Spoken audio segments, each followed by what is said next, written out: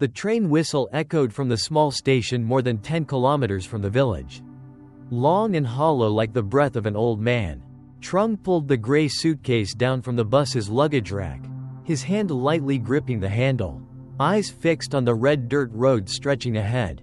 Late autumn in Ha Tin brought gentle golden sunlight, mingled with the faint scent of burning rice straw drifting in the breeze. He walked slowly, feeling a touch of unfamiliarity.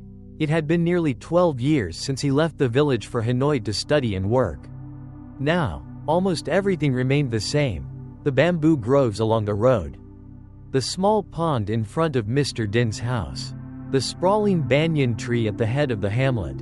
Only Trung had changed, his hair already sprinkled with gray despite being just 30. A voice from behind made him pause.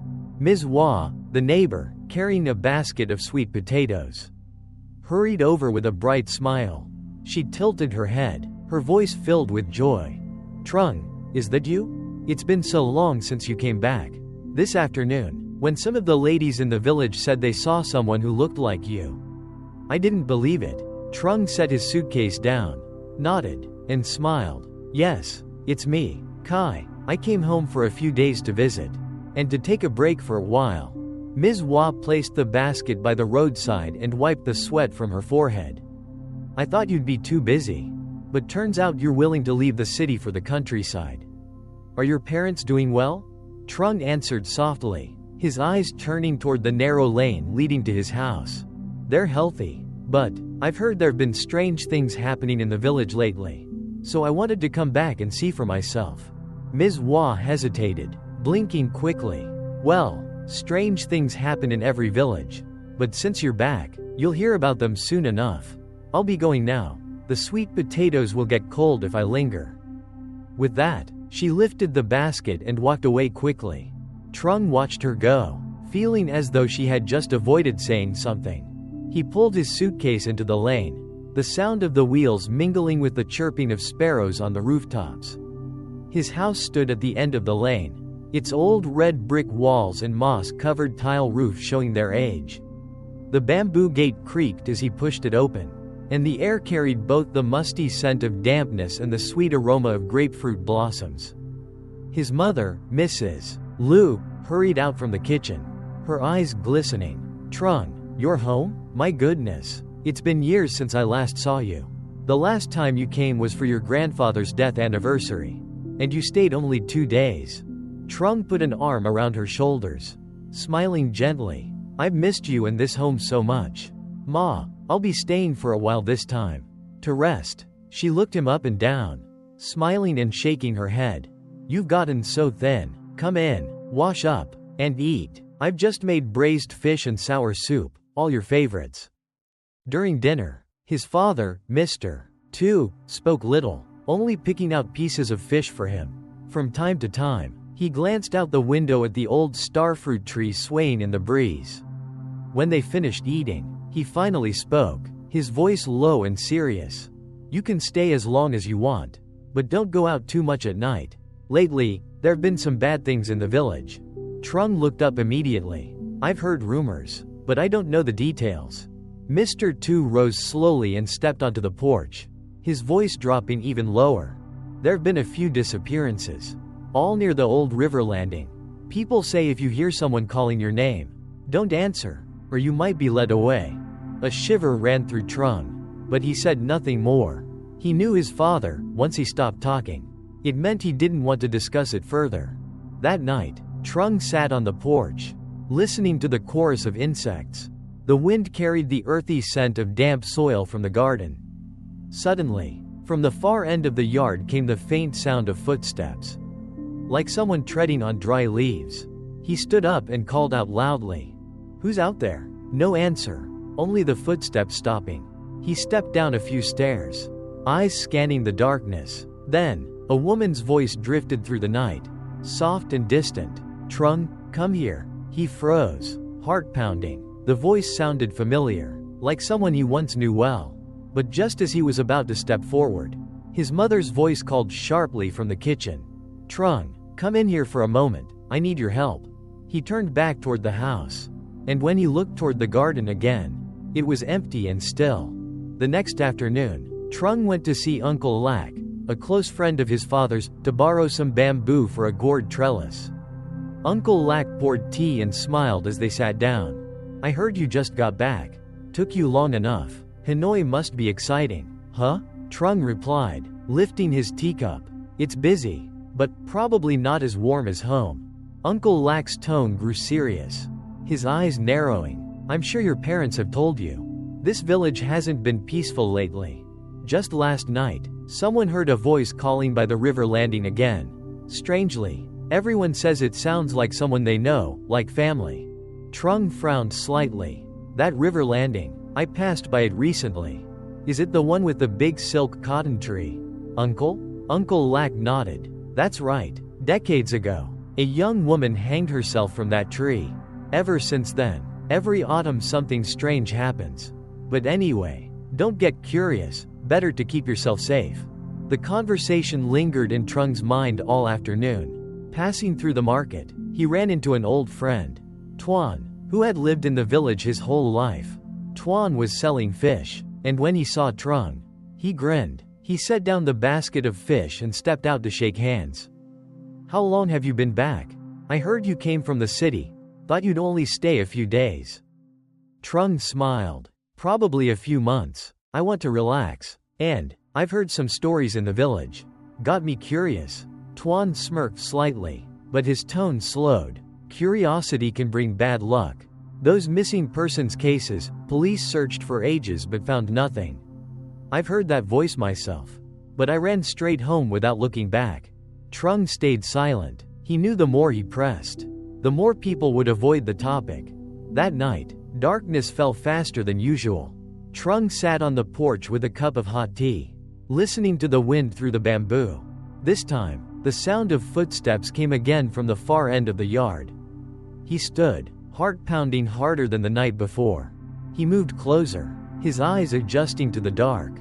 The female voice called out again, clearer this time. "Trung, come here. I've been waiting." A chill ran down his spine, but part of him longed to know who the voice belonged to. He took a few more steps. Just as the moon slipped out from behind the clouds, casting light over the grass, there stood a figure in a white ao dai, motionless, her long hair covering her face. He was about to call out, but his legs suddenly felt heavy, as if something was holding him in place.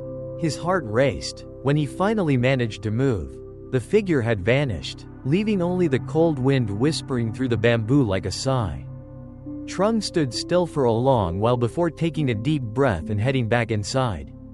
In the kitchen, his mother was washing dishes. She looked up, puzzled. "What were you doing out in the yard? You look pale, son." Forcing a smile, Trung sat down. "I heard something, probably just someone passing by." "Nothing, Ma." She set the dishes on the rack and studied him for a moment before sighing. "Best stay out of the yard at night. In this village, there are things you're better off not knowing." He said nothing, but her words only tangled his thoughts further. The next morning, Trung rose early. The sound of roosters and the smell of cooking fires from neighboring homes filled the air, a familiar blend that stirred something deep in him. He decided to take a walk to the fields, reminiscing about his childhood. On the way, he saw old Mr. Howe, the oldest buffalo herder in the village, sitting under the silk cotton tree by the river landing, mending a net. Mr. Howe looked up, his deep-set eyes meeting Trung's. His voice was raspy. "How long have you been back, Trung?" Trung stepped closer and nodded politely. "Just a few days. I'm walking around to get familiar with the paths again. This place, it's more beautiful than I remember." The old man chuckled, but the smile faded quickly. "Beautiful, yes, but it has its stories. Especially this river landing. If you hear someone call your name at night, cover your ears and run." Trung sat down on a rock beside him, trying to learn more. "I've heard some talk, but I don't quite understand. Couldn't it just be coincidence?" Mr. Howe leaned on his knee, eyes drifting into the distance. "Some things aren't meant to be understood. Everyone who disappeared said they heard a familiar voice call to them. And strangely, before they vanished, they always dreamed of someone in white standing under this silk cotton tree." Trung swallowed hard, recalling the figure from the night before. but he said nothing, simply bidding farewell before walking on. That afternoon, Tuan unexpectedly stopped by. He parked his battered motorbike at the porch, carrying a bag of fish he'd bought at the market. "Brought your mom some mackerel. She makes the best braised fish." As Trung poured tea, he asked, "You know more about those missing people, don't you? I've heard bits and pieces, everyone tells it differently." Tuan leaned forward, lowering his voice. "Actually, I had a distant relative vanish last month. Before it happened, she said she heard her grandson calling from the river landing, but the boy was asleep in the house. When she went to check, she never came back." Trung stared out the door. Outside, the afternoon shadows stretched across the narrow lane. "I'm telling you, don't go there at night," Tuan warned. "People who let curiosity lead them regret it." They sat in silence for a while, listening to the last cicadas of the season. That night, the air was still, the moon bright as a mirror. Trung couldn't sleep, so he sat on the porch, recalling Tuan's warning, Mr. Howe's words, and his father's story, but his curiosity wouldn't let him rest. He walked slowly toward the far end of the yard, flashlight in hand. Its pale yellow beam swept over the ground, lighting up patches of grass. Near the bamboo grove, he stopped. The silence was so deep he could hear his own heartbeat. Then the familiar female voice rang out, clearer than ever. "Trung, come here." This time, he recognized it. It was Lan's voice, his childhood friend who had died when they were both 10. He swung the flashlight, but saw no one. The voice came again, softer now, almost pleading. "Trung, I'm waiting." His throat tightened, his hands trembled. Part of his mind screamed at him to run, but his legs carried him forward step by step. When he neared the bamboo grove, the moonlight dappled the ground. There, a figure in white stood with her back to him, long hair spilling down her back. The wind stirred, making the hem of her dye sway. He opened his mouth to call, but a faint sound behind him made him turn. Nothing, only the vast darkness. When he looked forward again, the figure was gone. He stood there, hearing only the wind sifting through bamboo leaves, carrying the damp, earthy scent and a coldness that prickled his spine. Back inside, he locked the door tightly. That night, in a restless sleep, he dreamed of standing at the river landing under the silk cotton tree. Lan was there in white, facing him, smiling, but as he stepped closer, her smile dissolved into a gaping black void, and the voice calling, "Trung," echoed from all directions. He jolted awake, sweat dampening his forehead. Outside, roosters crowed to greet the dawn, but in his ears, that haunting voice still lingered. The rooster had barely finished crowing when the familiar sound of his mother's footsteps came from the lane. Mrs. Liu carried a basket of vegetables from the garden, glancing at her son sitting on the porch with a weary look on his face. She set the basket on the table and asked right away, "Did you stay up late again last night? Your eyes are all dark and sunken." Trung rubbed his forehead, forcing a smile. "Yes, I couldn't sleep. It's so quiet here in the countryside, it feels strange." "Ma." She studied him for a moment, then shook her head gently. "Quiet is good, but don't let your mind wander. Those stories you've been hearing, just let them go." Trung stayed silent, not wanting her to worry, though what had happened the night before still circled in his mind. That morning, he decided to go to the market. The village road to the market was patched with worn asphalt, flanked by rice fields recently harvested, the smell of dry straw heavy in the wind. When he arrived, he saw Tuan arranging fish, chatting and laughing with customers. Trung stepped up, placing his bag on the stall table. "Good sales today?"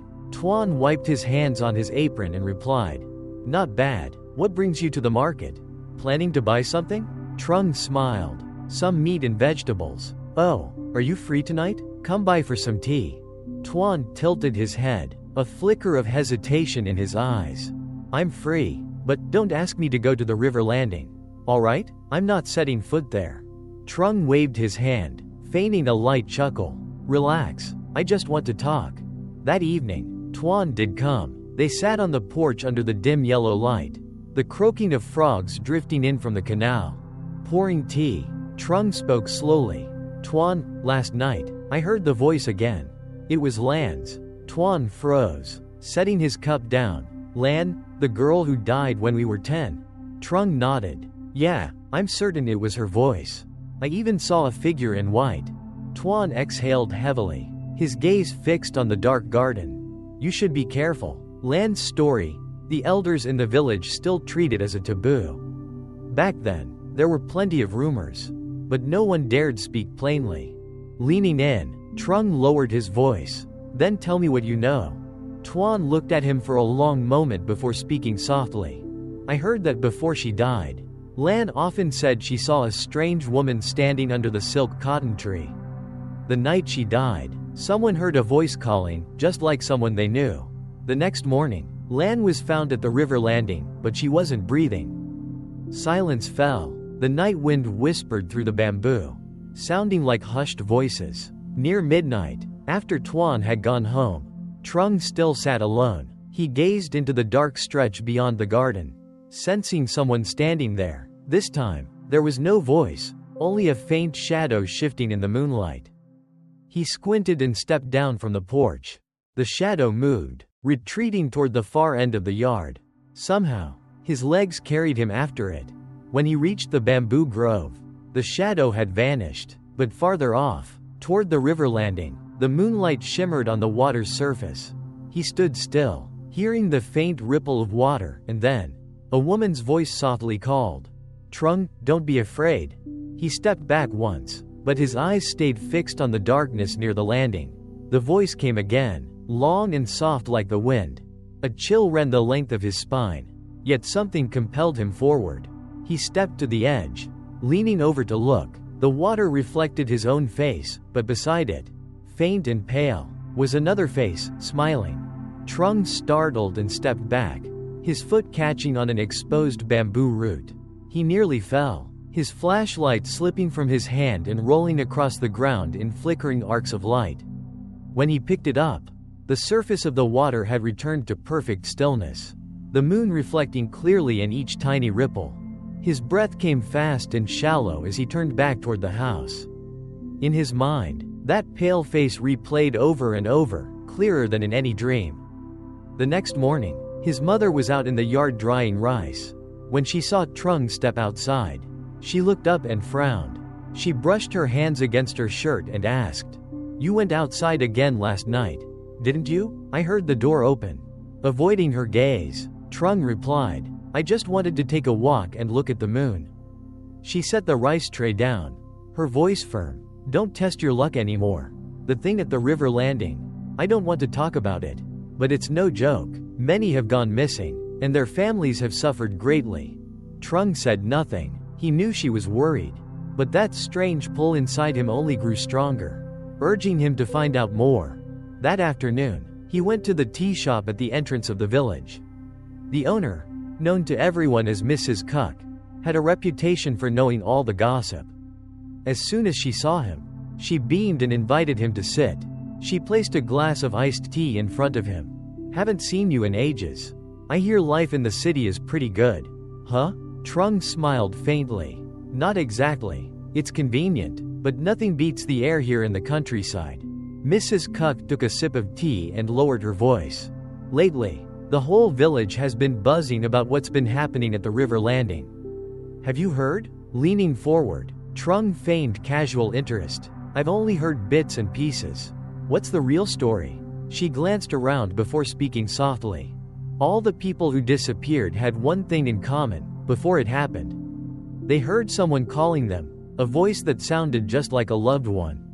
But strangely, after they were gone, some claimed to see them walking around the village at night. A shiver ran through him as he remembered the white-clad figure from a few nights ago.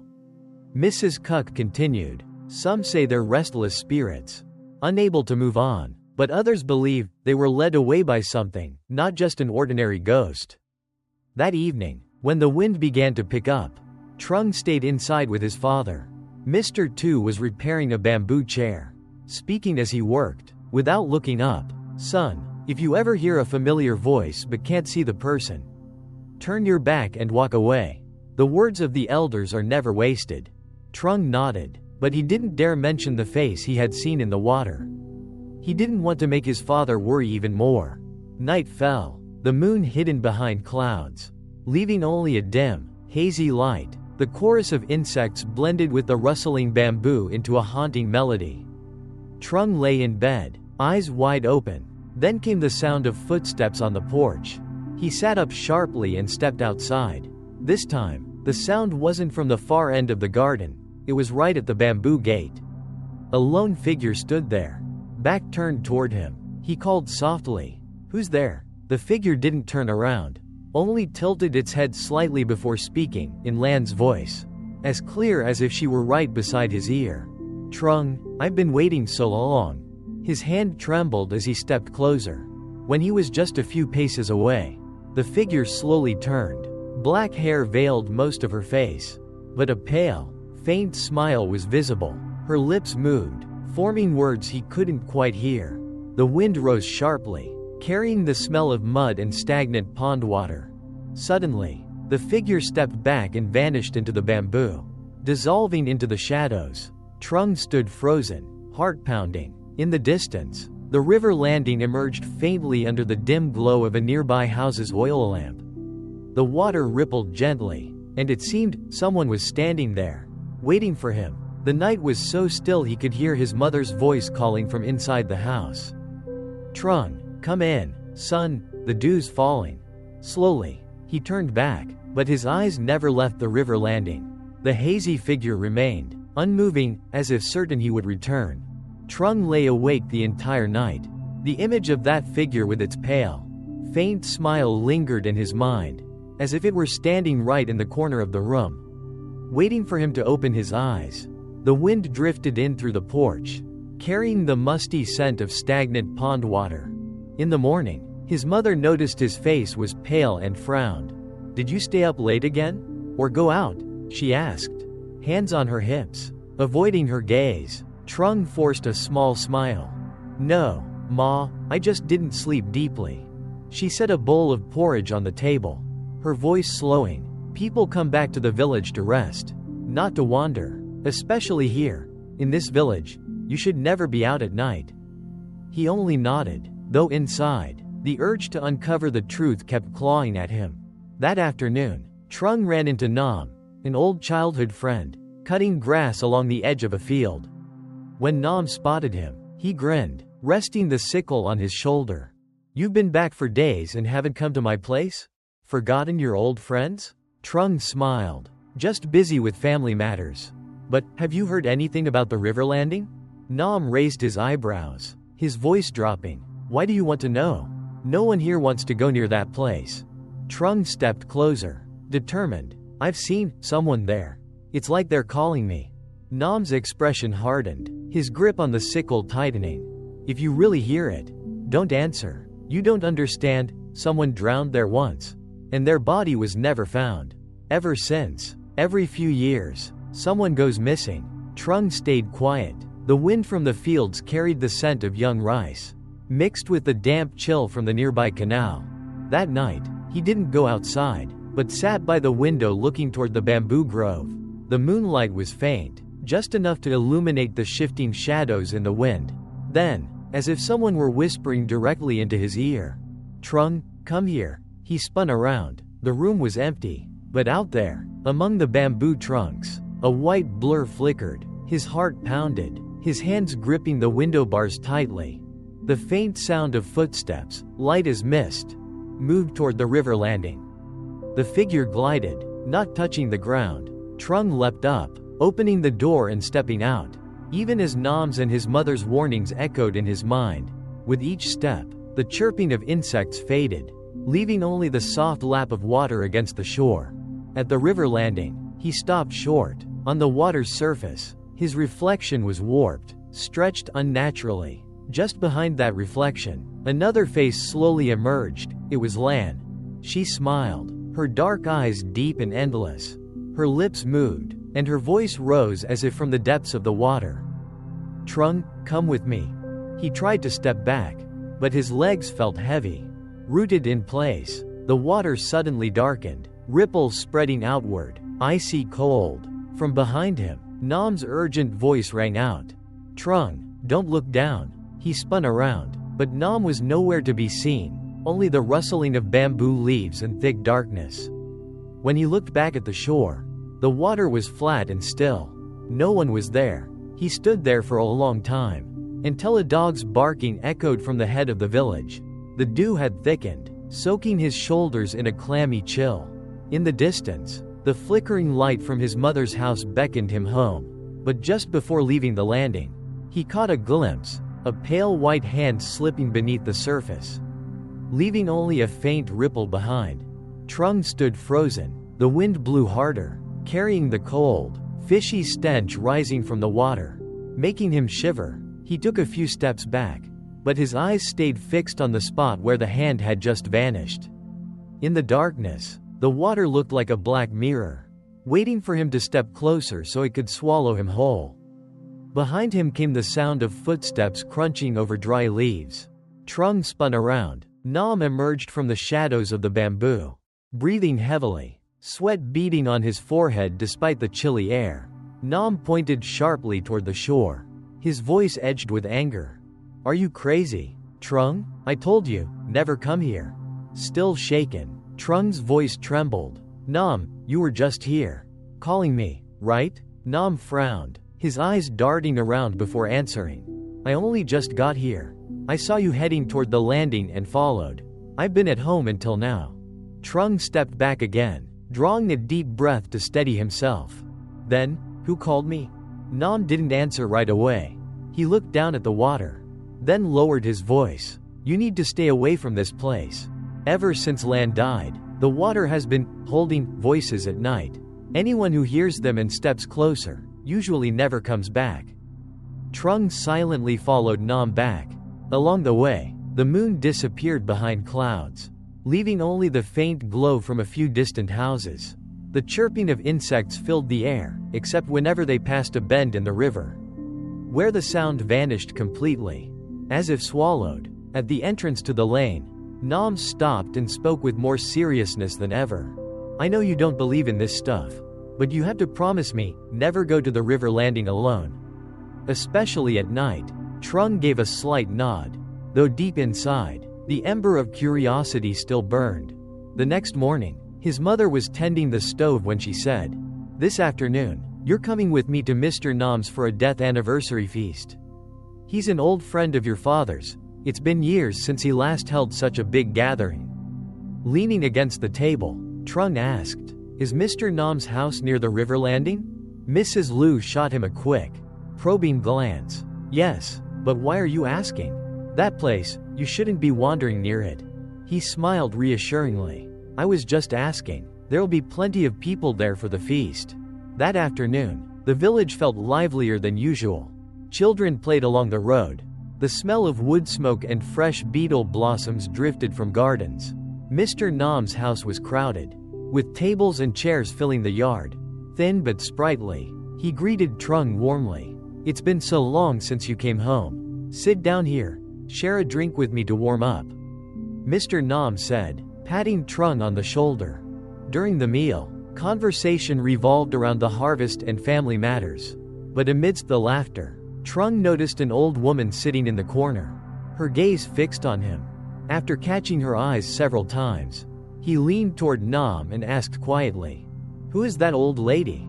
Nam glanced over and whispered back, "That's Granny Lee, lives alone at the end of the hamlet. People say she knows a lot about the old days, and about the river landing." Before Trung could ask more, Granny Lee suddenly rose, leaning on her cane, and came right up to him. She bent close, her voice raspy like wind through the rafters of an old house.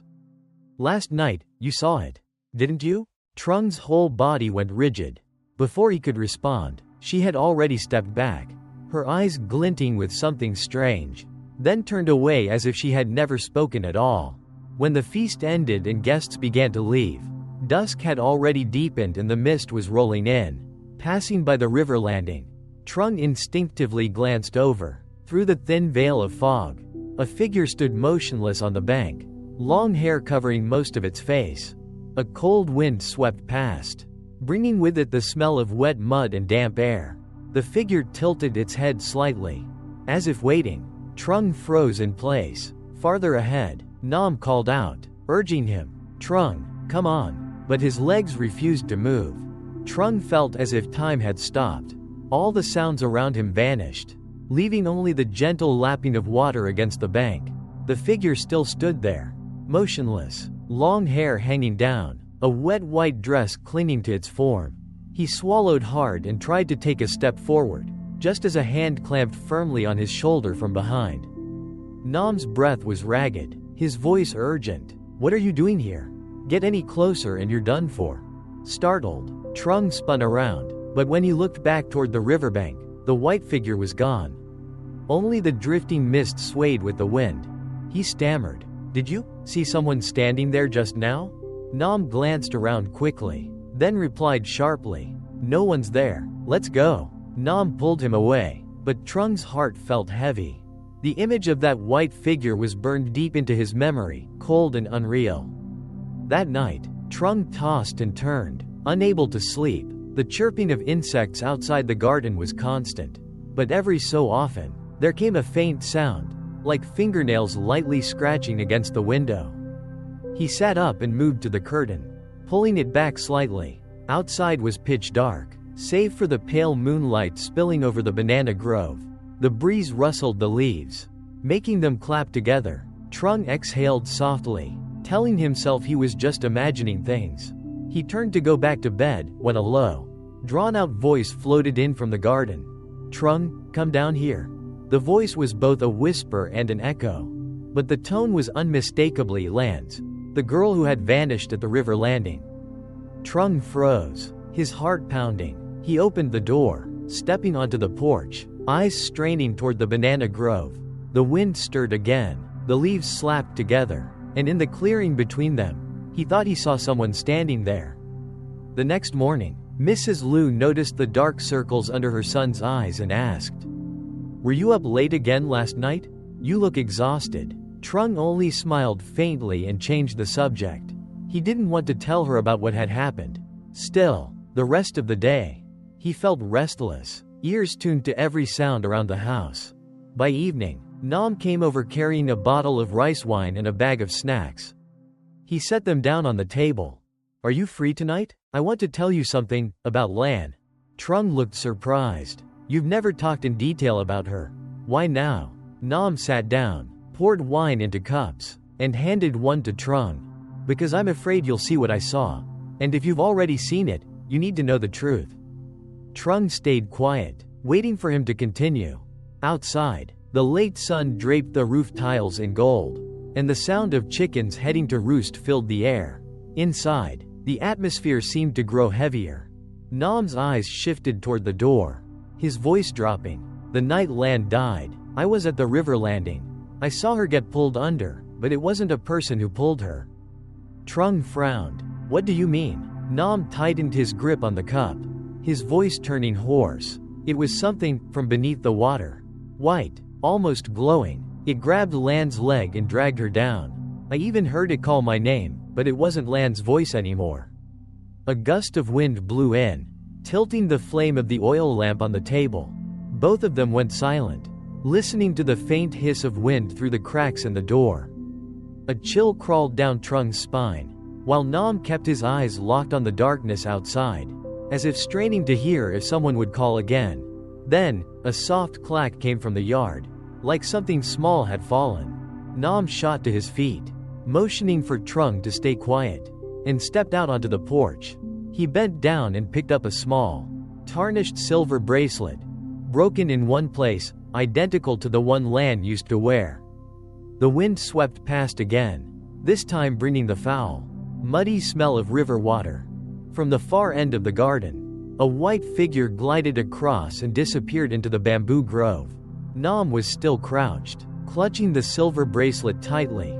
He drew in a sharp breath, then turned to Trung, his eyes tense and unblinking. His words came quickly, as if afraid to lose the moment. "You saw it too, didn't you? I'm not imagining things." Trung gave a slight nod, his throat dry. "I saw it, it just went past the bamboo grove." Neither of them spoke again. Together, they stepped down into the yard, their feet pressing into damp soil that reeked of mud. Crickets chirped in the distance. but near the far end of the garden. The air fell utterly silent, as if sound itself had been swallowed. Nam led the way, holding an old flashlight, its pale yellow beam sweeping over the wide banana leaves.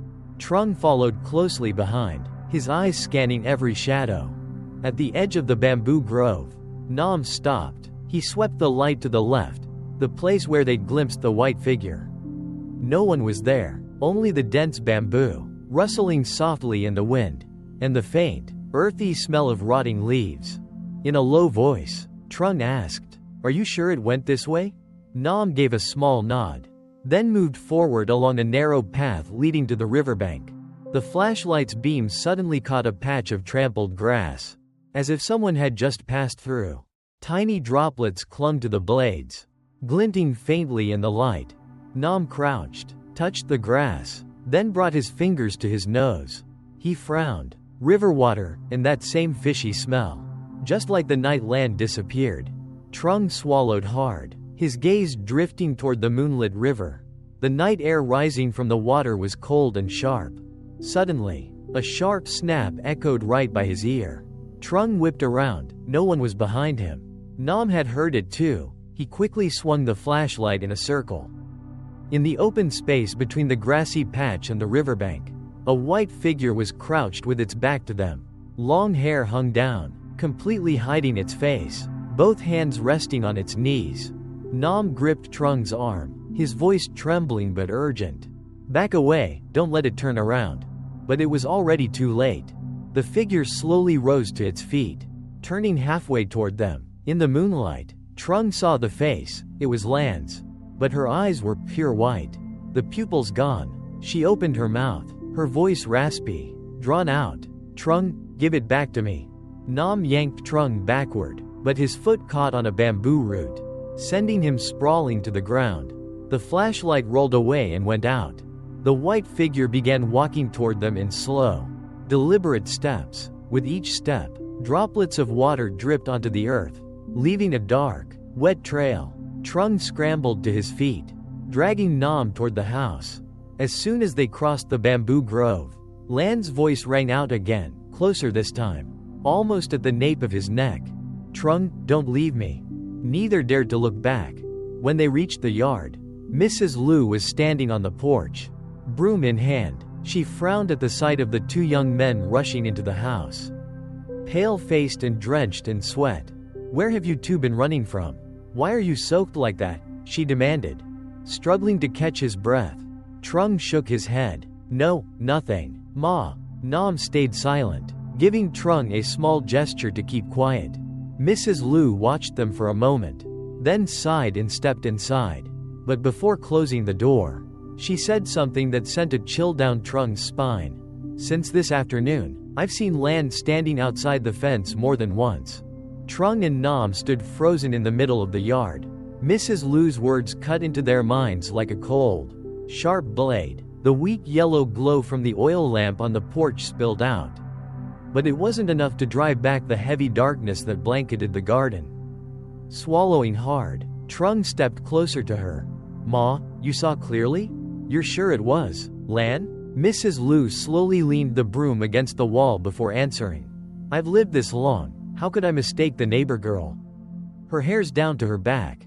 She's wearing a white shirt, barefoot, standing right outside our bamboo fence, staring straight in." Nam frowned and stepped forward. "When did you see her each time?"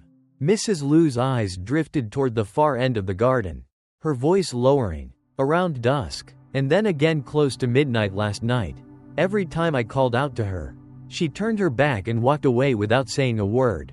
Nam and Trung exchanged a glance. Both knew Lan had been missing for more than a week. Her body still not found. Taking a deep breath, Trung tried to keep his tone steady. "Ma, from now on, if you see her, just leave her be. Don't go near. Don't call out." Mrs. Liu frowned. "Why? That girl's gentle. She's never had trouble with anyone." Nam cut in, his voice firm.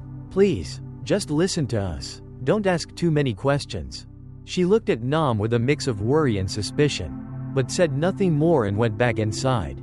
That night, Trung lay tossing and turning, unable to sleep. The wind hissed through the cracks in the door, and the bamboo outside clattered softly against each other.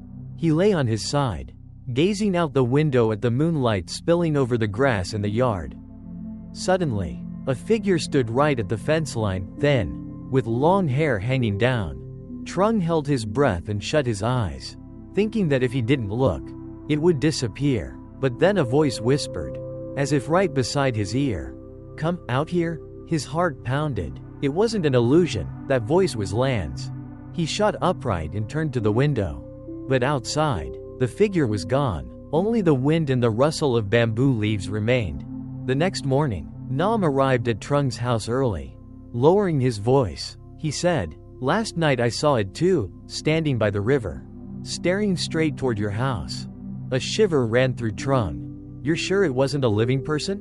Nam sighed. What living person would be barefoot, hair dripping wet, standing still for half an hour without moving? They sat down at the bamboo table, neither speaking further. A rooster's crow echoed from the lane outside. But inside the house, the air was heavy and still. Close to noon, Mrs. Liu suddenly spoke up. "This afternoon, don't go far. Uncle Thong invited us over for a death anniversary. He has something to say." Surprised, Trung asked, "Whose death anniversary, Ma?" She looked out at the yard before replying slowly. "His older sister. She drowned in that bend of the river. Died exactly 20 years ago." Nam glanced at Trung. Both of them remembered. Lan had gone missing in that very same stretch of river. That afternoon, the sky turned gloomy without warning. Dark clouds rolled in from the mountains, and the air grew heavy with the mingled scents of damp earth and river mist, making the village feel even more oppressive. Dressed simply, Trung walked with Nam, following Mrs. Liu toward Uncle Thong's house. The dirt path wound past clumps of bamboo and rows of bright red hibiscus. The croaks of frogs drifting from the rice paddies still holding water. Nam glanced at Trung, speaking quietly but clearly. "I heard Uncle Thong's sister drowned, but they didn't find her body right away. It wasn't until a few days later that she surfaced." Trung nodded slightly. "Yeah, I remember Ma telling me about it when I was little. But back then, I didn't really understand." Mrs. Liu turned back, her gaze reminding them, "Keep your voices down, there's a memorial going on." Uncle Thong's house sat right by the river, its moss-covered tile roof sagging slightly. Several golden bundles of dried corn hanging from the porch. The smell of burning incense wafted all the way to the gate. When he saw his guests, Uncle Thong stepped out to greet them warmly. "Trung, you're back? It's been so long. Come in, everyone's here today." Nam bowed politely. "Hello, Uncle. We heard you had something you wanted to tell us." Uncle Thong gave a faint smile and gestured toward the main room. "Eat first, then we'll talk. Stories like this aren't told on an empty stomach." The memorial meal was simple, mostly attended by close villagers. The clink of chopsticks and bowls mingled with the sound of soft conversation, and the first pattering of rain began on the porch roof. When most of the guests had left, Uncle Thong poured tea and motioned for Trung and Nam to sit close. Staring out at the rain, his voice deepened. "If you want to know about my sister, you'll have to hear it from the beginning. It was 2005. She was 19, beautiful, with a lovely singing voice. But one day, they found her belongings left on the riverbank, and she was gone." Trung sat silently, hearing every drop of rain. Uncle Thong went on. "The villagers searched. They dove for a whole day and found nothing. On the third day, her body surfaced in the bend of the river under the old banyan tree, her hair tangled in the roots. Her face ghostly white. The strange thing was, the weather wasn't cold, but everyone who dove into that water said it was freezing to the bone." Nam frowned. "Do you think she really drowned, Uncle?" Uncle Thong fixed his eyes on Nam, his gaze deep and steady. "I don't know, but since that day, people have sometimes seen a girl in white, with long hair, standing by the river, especially on rainy days like this one." A shiver ran through Trung. He thought of the figure outside his family's fence, and the voice that had called to him in the night. Uncle Thong poured more tea, speaking more slowly now. "My sister and Lan, they were the same age. Close friends. The last time I saw Lan was 2 days before she disappeared. She came to my house, sat on the porch, staring out at the river, like she was listening to someone calling her. Nam looked at Trung, his expression questioning, but before he could speak, a sudden crack of thunder tore across the sky, making all three flinch. Outside, the rain fell harder. Somewhere near the river, a faint, chilling laugh rose, then was carried away by the wind. That night, the rain didn't let up. Wind from the river gusted against the porch, making the oil lamps in Uncle Thong's house flicker and sway. Trung sat motionless, his eyes fixed on the curtain of white rain outside. Nam lowered his voice, placing a hand on his friend's shoulder. "Did you hear that?" Trung gave a slight nod, his gaze still locked on the darkness beyond the yard. "I heard it, sounded like a girl's voice. But it was too far away." Uncle Thong stood, stepped to the edge of the porch, and peered through the downpour. Probably just some kids playing. In this village, even in heavy rain, there are always a few messing around by the river. Nam frowned. "Uncle, that voice didn't sound like a kid." Uncle Thong turned back, something strange flickering in his eyes. But then he gave a dismissive smile, as if brushing it off. "All right, it's late. You two head home and rest. We'll talk more when the rain stops tomorrow." Leaving Uncle Thong's house, they trudged along the flooded village path, mud clinging to their sandals. The wind from the river cut cold through their clothes. Neither spoke. The only sounds were the rain and their feet splashing in the water. When they reached the turn toward Trung's house, Nam suddenly froze, pointing toward the riverbank. There, through the rain, a white figure stood motionless, long hair hanging down to almost cover its face. Its arms hung loosely at its sides, head tilted slightly to one side. Trung swallowed hard, his voice hoarse. "Do you see it clearly?" Nam gripped his friend's arm. "Clear as day, it's looking right at us." The white figure didn't move. The rain lashed against them, but they stood rooted to the spot. A flash of lightning lit up the night, and in that instant, the figure was gone. They hurried back to the house. Once the door was shut, Trung dropped into a chair, his breathing still ragged. Nam poured water, handed it to him, and spoke quietly. "You think it could be Uncle Thong's sister?" Trung shook his head, his voice low. "I don't know, but I'm sure that thing knows us." Nam frowned. "What do you mean?" Leaning his forehead into his palm, Trung stared out at the rain-streaked window. "Since the day I got back, it's been standing outside my fence. Like, it's waiting for me." Outside, the rain kept falling. Somewhere near the riverbank, the water lapped gently against the shore, and a faint, haunting song drifted through the night.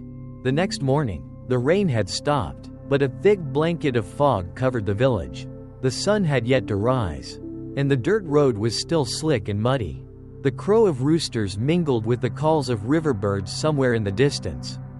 Wearing a thin windbreaker, Trung walked with Nam toward the riverbank. They had arranged to meet Uncle Thong at the old banyan tree, the place where his sister's body had once been found. As they walked, Nam spoke in a low voice. "Last night, I still heard that singing, couldn't sleep at all. Did you hear it?" Trung nodded, his gaze distant. "I heard every word clearly, but I couldn't understand the meaning. It was like an echo coming from underwater."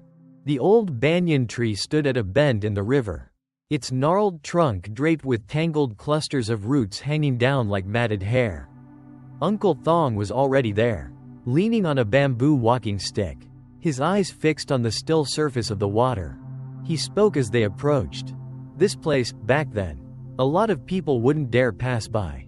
Many said that at night, they saw a white figure in the roots, face hidden behind her hair." Nam swallowed hard, scanning the area. Among the thick banyan roots, strands of green riverweed clung stubbornly, mingling with the pungent, fishy smell of river mud. Trung stepped closer and asked quietly, "Uncle, have you ever heard your sister sing here?" Uncle Thong hesitated, then answered slowly, "Yes, the first time was exactly a week after her burial. That night, I was out night fishing, and as soon as I reached this bend, I heard her singing, rising up from the water. It chilled me to the bone." Nam shivered. "Did you see anything?" Uncle Thong shook his head, his eyes never leaving the river. No, but I know that voice didn't belong to the living. Suddenly, a cold gust swept through, making the banyan roots sway and rustle. Ripples appeared on the water, spreading outward in perfect circles. Trung instinctively stepped back, but his eyes stayed locked on that spot. For a brief moment, he thought he saw a pale white hand reach out of the water, only to vanish as the ripples faded. Nam's breathing quickened as he gripped his friend's sleeve.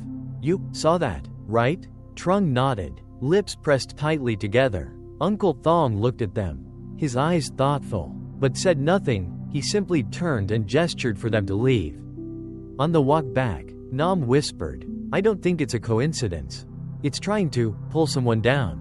Trung replied quietly, his voice heavy as lead. "Maybe that someone is me." In the distance, the sound of the river lapping against the shore mingled with the wind, forming a dark, haunting melody that seemed to follow each of their steps. That night, the wind from the river blew in again, carrying its damp, chilling breath. Trung lay in bed, tossing and turning, unable to sleep. The sound of water lapping against the shore seemed to echo in his ears, even though his house was more than 100 meters from the river. Around midnight, his eyelids grew heavy, and he drifted into sleep. In his dream, he stood alone on a misty riverbank. Ahead of him, the figure of a young woman in a white dress stood with her back to him, her long, soaked hair dripping in strands. Trung stepped forward and called softly, Who's there?" The girl tilted her head slightly but didn't turn all the way around. Her voice floated to him, muffled and distorted, as if carried through water. "Trung, come back with me." Suddenly, Trung's feet began sinking into the wet mud. He struggled, but the more he fought, the deeper it pulled him in. The white figure ahead slowly turned, revealing a pale, bloodless face and eyes as dark as pitch, without pupils. Her voice came again, this time clearer. "Come down here, it's so cold." Trung jolted awake, sweat soaking the back of his shirt. He looked around. It was just his dark room, with the faint sounds of crickets and a soft breeze outside the window. He pressed a hand to his chest, his heart pounding, breath heavy. The bedroom door creaked softly. Trung turned sharply. Nam poked his head in and whispered, "You're still up? I heard you saying something in your sleep." Trung forced a smile, though his voice trembled. Probably just a random dream. Nam stepped inside and sat on a chair. "Tell me what you dreamed." Trung stayed quiet for a moment, then slowly recounted it. By the end, Nam's face had gone pale. "Exactly the same, exactly like the dream I had last year when I came back here." Trung looked up. "You saw that girl too?" Nam nodded, his eyes drifting into the darkness. "The only difference was, in my dream, I saw you standing behind her." The next morning, the sky was overcast, heavy gray clouds blanketing the village. Trung went out to the well to wash his face. The water was icy cold, as if drawn straight from the river's depths. When he bent over, the surface rippled slightly, not reflecting his own face, but that of a woman, her dripping hair hanging forward as she stared straight at him. Trung jerked back, water splashing everywhere. Nam stepped out from inside the house, frowning. "What's wrong?" Trung looked back into the well. Only his own reflection remained. But deep in the water's shadow, he swore he had just seen those eyes. That afternoon, thick black clouds rolled in, and the wind from the river cut like ice. Trung and Nam decided to seek out the old man who kept the shrine by the river, a man the villagers whispered about, saying he knew many of the old stories. His name was Kwang, well over 70, living alone in a small wooden house right by the riverbank. When they stepped into the yard, he was sitting under the eaves, slowly whittling bamboo. He looked up, his voice hoarse but firm. "You two came from Old Thong's place, didn't you?" "I figured as much." Nam frowned slightly, surprised. "How did you know?" Kwang set his knife down, his gaze drifting toward the big banyan tree. "That place hasn't been at peace for a long time. Anyone who lingers there too much ends up having their name called in their dreams." A chill ran down Trung's spine as he remembered the voice of the girl in white. He stepped closer. "Do you know who she is?" The old man stayed silent for a long moment before answering. "Long ago, There was a girl named Thou.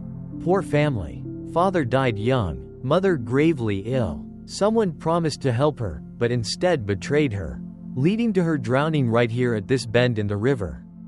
Folks say she's never left. Nam narrowed his eyes. Drowned? But why call out to others? Kwong looked directly at Trung, his voice dropping lower. She wants someone to come down with her, especially those who remind her of the one who betrayed her. Suddenly, there was a loud plop from the river. All three turned. In the gray water, a pale shape flickered into view, then sank without a trace. Nam's breathing quickened. He turned to the old man. Did someone fall in? Kwong shook his head, his expression unchanged. Not someone living. Trung stood frozen, his chest heavy. For a moment, it felt as if the surface of the water was smiling at him. On the way back, the rain began to fall, mingling with the wind and carrying faint, haunting notes of song. Nam glanced sideways at his friend. Do you think it'll ever let you go? Trung stared straight ahead, giving no reply, but deep inside, he already knew the answer. The rain had poured for 3 days straight. The entire village lay shrouded in a sheet of white water. The dirt road in front of Uncle Thong's house had turned into a muddy quagmire, each step sinking deep, the mud clinging up to the ankles. On the third day, the sky was still pitch dark even though it was only just past 7 in the evening. Nam sat in the kitchen tending the fire, the smell of damp firewood smoke curling up in a pungent haze. Trung sat by the window, staring out at the torrent of rain, an unshakable chill settling in his chest. Nam poked at the burning logs and said, "You've been quiet for 3 days straight. What's on your mind?" Resting his forehead against the window frame, Trung replied softly, thinking about what old Kwong said. "I don't believe it, but I can't bring myself to dismiss it either." Nam smirked faintly, though his tone carried no humor. "Give it a few more dreams and you will." They fell silent again, the only sound the steady drumming of rain on the roof tiles. Near midnight, Trung had just drifted into sleep when he heard knocking. Not loud, but slow, deliberate taps, tock, tock, tock, distinct even over the rain. His eyes flew open and he sat up. The room was dark. Across from him, Nam was still fast asleep. The knocking came again, this time closer. Trung stepped out onto the porch. The wooden door rattled slightly with the rhythm of the rain. He reached for the latch, then froze when he realized the sound wasn't coming from outside, but from behind him. Inside the house, he spun around. At the far end of the dim hallway, a white figure stood perfectly still, long hair hanging forward to cover the entire face. A woman's voice floated out, soft and cold. "Trung, open the door for me." Trung stumbled backward, his hand instinctively curling into a fist. At that moment, Nam jolted awake, hearing his friend's ragged breathing. Grabbing the oil lamp, he rushed out. The trembling yellow light swept over the hallway, empty.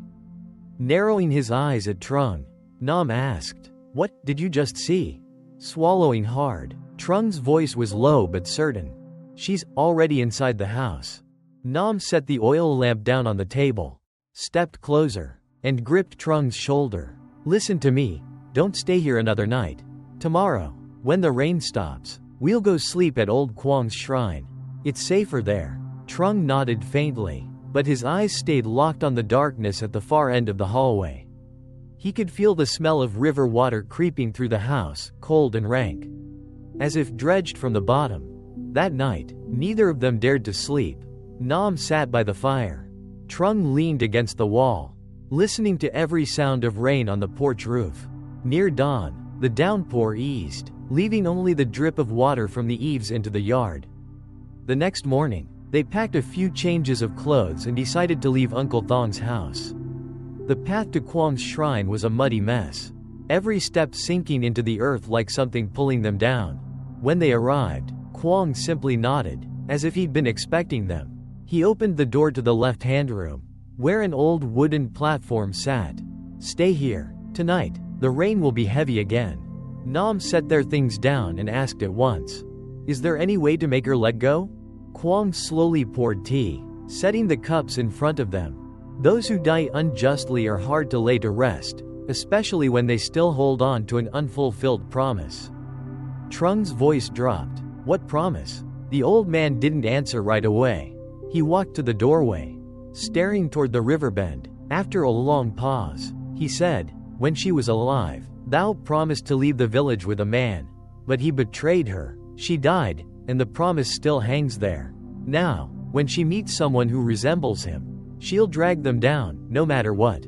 Nam glanced at Trung, as if suddenly realizing something. His voice lowered. You look that much like him? Trung didn't answer. He only felt a deep, icy chill crawl up his neck. Night fell, and the rain came hard again. Inside the small shrine, the oil lamp flickered. Through the howling wind, Trung suddenly heard slow, steady footsteps outside, coming closer. Nam looked up from the fire. You hear that? The footsteps stopped right at the shrine door. Then a woman's voice whispered, Trung, open the door. I'm so cold. Trung clenched his fists, his heartbeat thudding loud in his ears. Nam rose slowly, gripping a burning stick of wood, his tone firm but quiet. Don't open it, do you hear me? Outside, the rain still pounded, but the voice came again, longer this time, almost pleading. Trung, open for me. I'm freezing, I'm soaked through. Trung bit his lip and turned toward Kwang. The old man still sat in the corner, his aged eyes fixed on the door. His voice was low and rasping. If you open it, you'll never be able to close it again. Nam stepped forward and wedged the burning stick across the door. Footsteps shifted on the porch, circling the shrine, then stopping by the window. Trung glanced quickly. In a flash of lightning, he saw a pale face pressed to the bars, hair plastered wet against it, lips bluish and trembling. Have you forgotten our promise? The oil lamp suddenly sputtered out, plunging the shrine into a thick, suffocating darkness. The sound of the rain faded, replaced by a whisper right next to Trung's ear. Come with me. An icy hand brushed his shoulder. Trung spun around, but saw only Nam, eyes wide, staring toward the door, where the white figure was already slipping inside. Even though the door remained shut. To be continued in part 2 of the ghost story Beyond the Riverbank.